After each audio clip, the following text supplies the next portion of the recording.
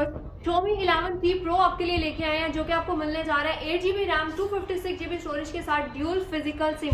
Complete box आपको मिलेगा, ये आप चेक कर सकते हैं। विद 1 ईयर वारंटी आपको मिलने जा रहा है। इसमें आपको मिल जाएगा व्हाइट कलर मिल जाएगा, स्काई ब्लू कलर मिल जाएगा, और लेकिन आपको व्हाइट कलर एक अनबॉक्स करके चेक करवा देते हैं। अब इसका कैमरा चेक कर सकते हैं, बहुत ही अमेजिंग किस्म के इसके कैमरे का रिजल्ट है। 120 वॉट का इसका चार्जर है, हाइपर चार्जर है, जो कि सिर्फ 17 मिनट में आपके फ़ोन की बैटरी जो है वो चार्ज कर देता है। 888 स्नैपड्रैगन है इसमें, जो गेमिंग के लिए बहुत ही बेस्ट फ़ोन है।